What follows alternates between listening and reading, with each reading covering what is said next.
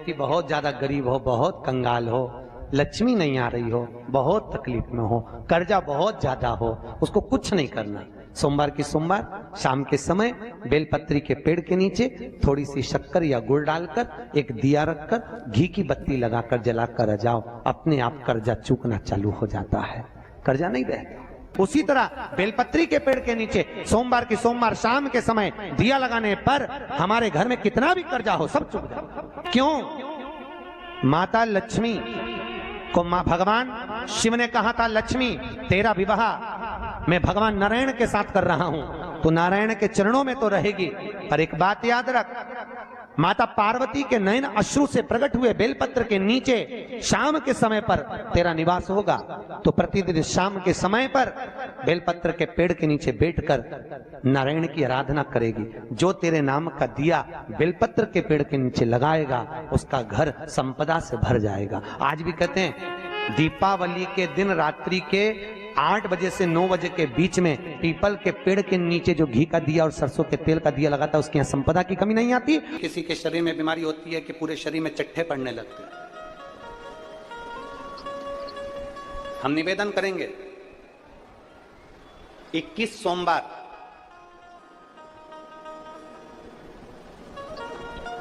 5 बेलपत्र कमल बनाइए। बेलपत्र कमल बनाना हमने पहले भी आप लोगों को कथा में सिखाया। 5 बेलपत्र लेना है, उसका कमल दल बनाना। कमल दल बनाने का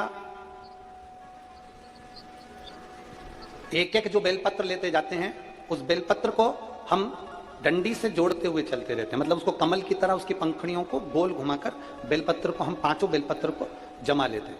जिसके शरीर में चट्टे पड़ रहे हो, व्हाइट स्पॉट पूरे शरीर के अंदर आ गया हो, या सोराइसिस जैसी बीमारी हो रही हो, या चमड़ी का कोई रोग हो गया हो, 21 सोमवार या 11 सोमवार प्रति सोमवार करिए।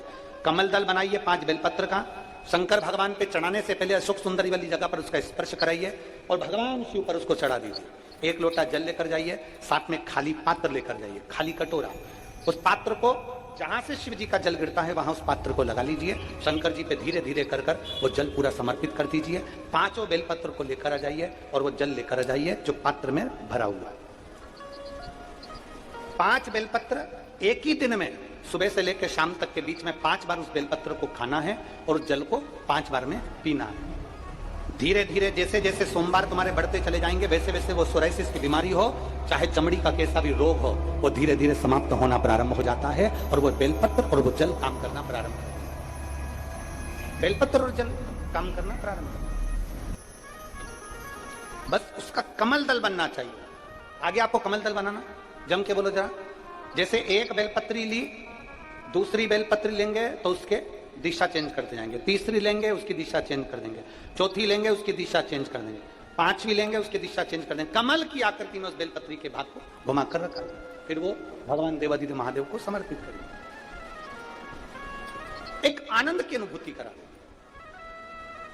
तुम रुका जी का नाम लेकर आप अगर कोई से भी भाव, हम फिर निवेदन करेंगे जिस नारी को संतान नहीं होती, सफेद आंकड़े की जड़ लेकर रजस्वला धर्म के 7वें दिन सफेद आंकड़े की जड़ को लाइए, शिव जी पे से तुमरुकेश्वर महादेव जी का नाम लीजिए, तुमरुका जी का 21 बार नाम लेकर घुमाकर नंदी के पास खड़े होकर लाल धागे में उसको कमर पर बांध लीजिए। शिव जी को रोज जल चढ़ाओ, मेरा देवादिदेव महादेव संतान जरूर देता है, वो तुमरुकेश्वर महादेव। तुमरुका जी ने कथा कहना प्रारंभ कर दिया। महीने के किसी भी एक सोमवार को, हम ये नहीं कहेंगे कि तुम सोमवार 5 पढ़ रहे हैं तो 5 को करो, 4 पढ़ रहे हैं तो 4 को करो, 3 पढ़ रहे हैं तो 3 को करो। तुम तो महीने का एक सोमवार का नियम बना। और मेरी जीजियों से, मेरी बेटियों से जो विदेश में रह रही हैं, जो कहीं बाहर रह रही हैं, कहीं बड़े शहर में रह रही हैं, जो रोज मंदिर नहीं जा सकते, हर किसी महीने के एक सोमवार को भी ये नियम निर्धारण कर सकते, तो उनसे कहेंगे कि 3 महीने में एक सोमवार का नियम बना लो। 3 महीने में नहीं बना सकते तो 6 महीने में एक सोमवार का नियम बना लो, और 6 महीने में नहीं बना सकते तो 1 साल में एक सोमवार का ऐसा नियम बना लो कि मैं साल का एक सोमवार ऐसा रहूंगी कि सुबह सोमवार के दिन मंदिर में जाकर जल चढ़ाऊंगी, दोपहर में जाकर बाबा को एक अक्षत का दाना रखकर, अक्षत का मतलब है कि बाबा मेरी दिनों दिन उन्नति करना। बेलपत्री के वृक्ष के नीचे जो अक्षत रखा जाता है वो उन्नति के लिए रखा जाता है। शंकर के शिवलिंग पर जो अक्षत रखा जाता है वो रोग मुक्ति के लिए रखा जाता है। अशोक सुंदरी पर जो अक्षत रखा जाता है वो संतान प्राप्ति के लिए रखा जाता है। षडानंद कार्तिकेय की ओर जो अक्षत रखा जाता है वो हमारे बच्चों की सुख समृद्धि के लिए रखा जाता है। विनायक की ओर, गणेश जी की ओर जो अक्षत रखा जाता है वो हमारे घर में कोई मंगल कार्य आ जाए उसके लिए रखा जाता है। और जो पीठिका होती है जिस पे शिवलिंग रखा होता है, पार्वती जी का हस्तकमल, उस पर अक्षत रखा जाता है तो नारी के अखंड सौभाग्य के लिए रखा जाता है। अक्षत रखने का भी तरीका है। एक चावल का दाना कहाँ रखा जाता है, क्यों रखा जाता है, कैसे रखा। अब कई लोग कहते हैं गुरुजी ये शिव महापुराण में आप ये नियम बताते हो, तरीका बताते हो। हम तो उनसे कहेंगे डॉक्टर के पास जाओगे तो डॉक्टर भी गोली लिखकर ये नहीं कह देगा कि ये सारी गोली एक साथ खा जा। डॉक्टर भी कहेगा ये गोली सुबह खाना है, ये गोली शाम को खाना है, ये गोली दोपहर में खाना, ये गोली भूखे रहकर खाना। बोलो सही है कि गलत है। ये रात्रि को खाना खाने के बाद खा लेना, ये खाना खाने के पहले, ये नाश्ते के पहले। और सुनो ये दवाई, ये वाली पीछे वाली जो दवाई लो ना इसको दूध से लेना, ये वाली जो दवाई लो ना इसको पानी से लेना। और सुनो ये डब्बी है इसको पानी में मिलाकर फिर पीना। दवाई लेने का भी तरीका है, उसी तरह शिव महापुराण में एक एक अक्षत का भी तरीका है और एक एक बेलपत्री का भी तरीका। अब मान लो कई लोग कहते हैं गुरुजी आप ये तरीका बताते हो शिव पुराण के माध्यम से, कई लोगों के मन में संशय जागता है। तो अगर हम एक साथ चावल चढ़ा दे तो उसका क्या तरीका है। तो हमारा निवेदन है डॉक्टर जो दवाई ले एक ही बार में निपटा जाए, एक ही बार में खा ले। दवाई एक बार में पूरी खा गए असर नहीं करेगी, इसमें डॉक्टर का कोई दोष नहीं है। उसने तो बताया था ऐसे लेना ऐसे लेना। और तुमने मैं डॉक्टर साहब ने पूछा दवाई पूरी ली, शाम की दवाई भूल गई थी, सवेरे की दवाई भूल गई थी, ये दवाई भूल गई थी। डॉक्टर कहेगा हमने तो नियम बताया था, तुमने नहीं खाई तो असर कहां से करेगी। तुम असर कब करती है जब हम पूजन के तरीके को जान जाएं, जब हम अर्चना के तरीके को जाएं। आप साल भर का एक सोमवार निकाल लो, 6 महीने का एक सोमवार निकाल लो, 3 महीने का एक सोमवार निकाल लो, महीने का एक सोमवार निकाल लो। अपने से दिल में बन जाए तो एक सोमवार ऐसा निकालो जिसके 3 नियम धारण हो। पहला, उसी सोमवार जिसको कर रहे हो उस दिन सुबह जल चढ़ाना। दूसरे, दोपहर के समय पर जाकर बेलपत्री के वृक्ष के नीचे एक चावल का दाना रखना। और परिक्रमा बेलपत्र की जितनी तुमसे बन जाए, जितनी तुम्हारे शरीर की कैपेसिटी हो, जितना तुम्हारा शरीर चलते बन जाए। एक पशुपति व्रत होता है और वो व्रत ऐसा है कि उस व्रत को 5 सोमवार करना चाहिए, कोई से भी 5 सोमवार, जिसमें तुम्हारी मर्जी पड़े। ऐसा कौन सा काम है जो पशुपति व्रत से नहीं हो सकता। जब पशुपति अस्त्र मात्र भगवान राम के तरकश में रखे होने पर लंकाधिपति रावण के प्राण निकल सकते हैं, तो जीवन का वो कौन सा सुख है जो पशुपति व्रत से प्राप्त नहीं हो सकता। बस उसका नियम है 5 सोमवार करो, पहले सोमवार को करो चाहे दूसरे सोमवार को करो। जिस सोमवार को पशुपति व्रत करो सुबह शंकर जी के मंदिर में जाकर पूजन करो, अर्चना करो, अभिषेक करो, वो थाली को लेकर वापस घर में रख दो। सुबह फलाहार करो, शाम को वापस उसी थाली को लेकर जाओ, उसमें 6 दिए लगाकर लेकर जाओ। दिए को जलाना नहीं है, केवल घी के दिए लेकर जाना है। थोड़ा सा मीठा, शिव महापुराण में, स्कंद पुराण में जो पशुपति व्रत बताया है उसका विधान, थोड़ा सा मीठा लेकर जाओ। शिव जी की फिर पूजन करो। पूजन करने के बाद में शाम के समय प्रदोष काल में पूजन करो। पूजन करने के बाद बाबा भोलेनाथ की आराधना कर कर 5 दिए शंकर जी के सम्मुख में लगा दो। जो मीठा लेकर गए हो उसके 3 हिस्से कर दो।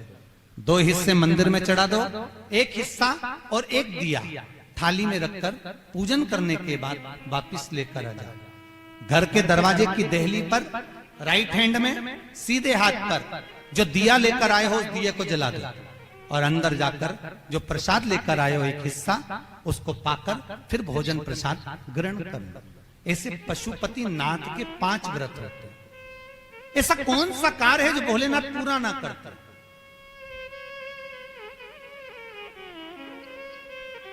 कौन सा कार्य? श्री राम जी महाराज अगर सेतु पर चढ़ाई करने जा रहे हैं लंका पर, तो भगवान शिव की आराधना कर कर जा रहे हैं। भगवान कृष्ण ने भी भगवान शंकर की आराधना करी, भगवान शिव की आराधना।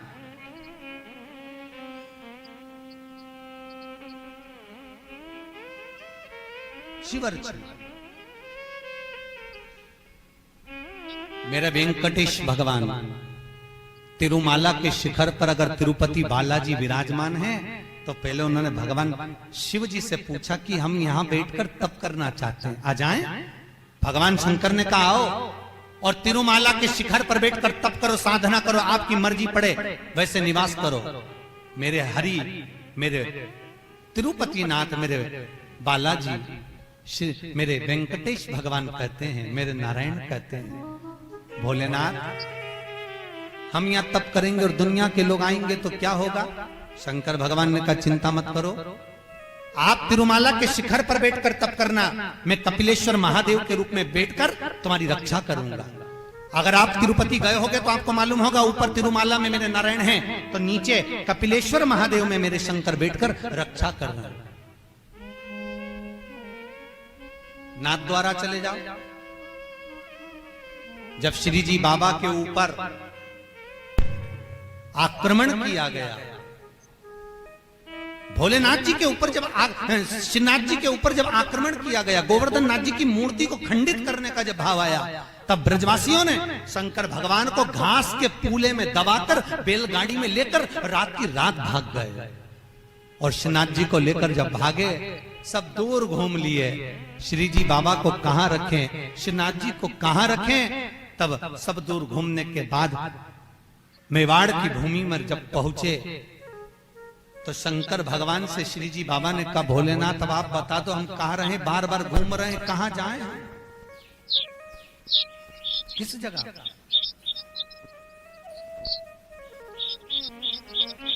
हम कहां जाएं?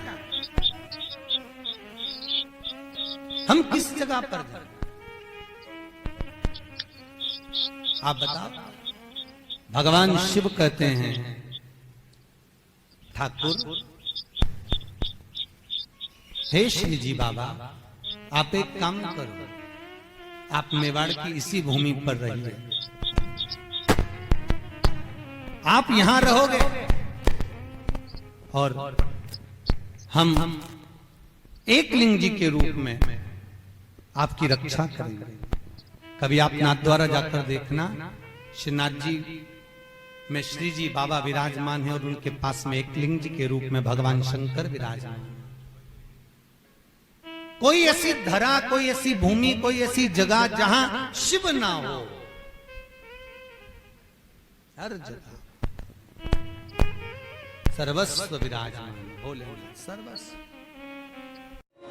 रोज शंकर के मंदिर में प्रतिदिन जाने वाले को और एक और चीज अपने स्मरण में रहे, अगर शिव के मंदिर नहीं जा सकते तो अपने घर में जो शिवलिंग है उस पर जल चढ़ाओ। यदि आप अपने शंकर के घर में शिवलिंग पर भी जल नहीं चढ़ा पा रहे हो तो किसी बेलपत्री का वृक्ष हो, उस वृक्ष के नीचे भी जल चढ़ाओ। और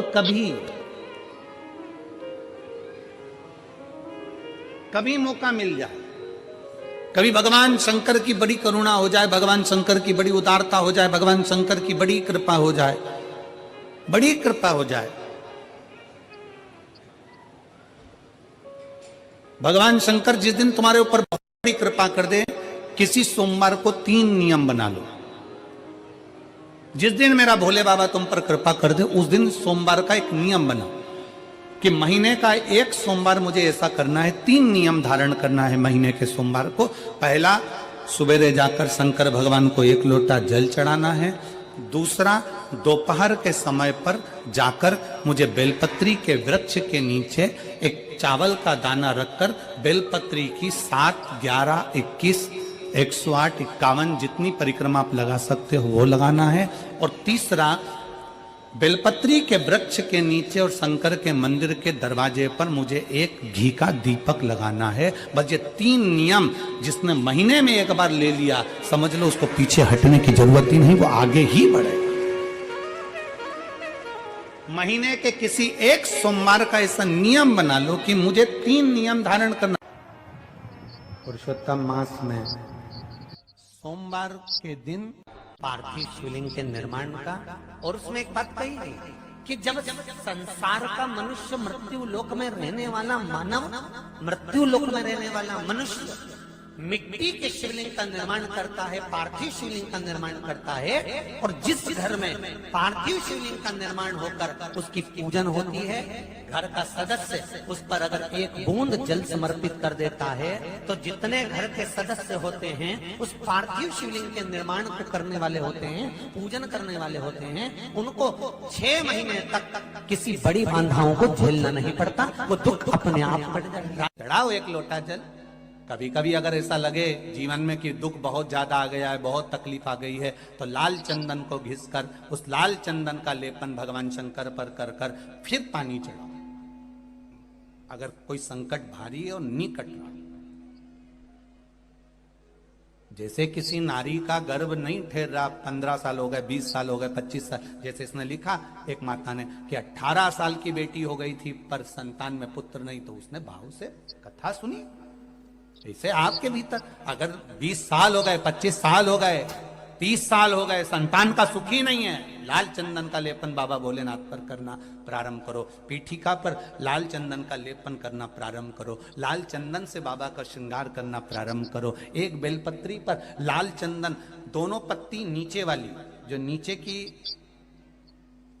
नीचे की जो 2 पत्ती होती है, इस पे लाल चंदन, और बीच वाली पत्ती पर पीला चंदन लगाकर बाबा के शिवलिंग को समर्पित करिए। बाबा से प्रार्थना करिए, रोज प्रार्थना करो। परंतु एक बात का स्मरण रहे, 25 साल हो गए, 20 साल हो गए, 30 साल हो गए, संतान नहीं, तो पहले जल से अभिषेक कराना, अभिषेक कराकर उस जल का आचमन करने के बाद हाथ को खासा करना, धोना, उसके बाद में फिर वापिस बाबा का स्नान कराओ, फिर चंदन का लेपन कराओ, फिर 1 लोटा जल चढ़ाकर बाबा का स्नान कराओ। बाबा का बड़ा सुंदर भाव से लाल चंदन से जो अभिषेक करता है, बाबा को लेपन कर कर फिर जल चढ़ समर्पित करता है, निश्चित है उसकी गोदी मेरा देव अधिदेव महादेव जरूर भरता है। ये निश्चितता है।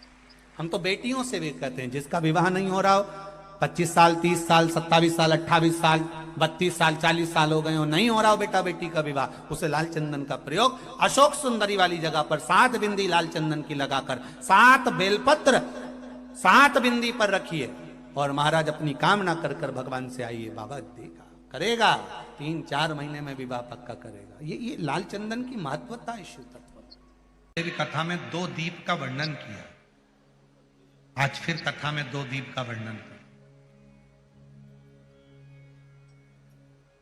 कितना भी दुख है, संपदा नहीं है, बहुत कष्ट का जीवन चल रहा है, बहुत तकलीफ का जीवन चल रहा है, 2 जगह पर दीप लगाना चालू कर दो।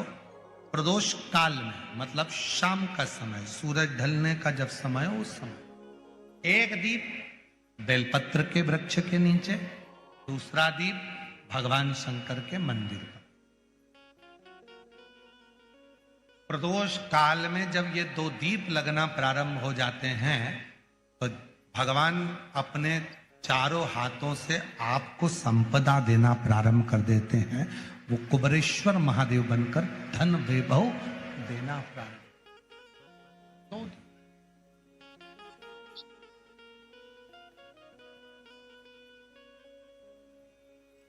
और दोनों दीप फूल बत्ती के होना चाहिए, लंबी बत्ती के नहीं। एक लंबी बत्ती होती है, एक गोल बत्ती होती है, फूल बत्ती, दोनों दीप फूल बत्ती। मां सती ने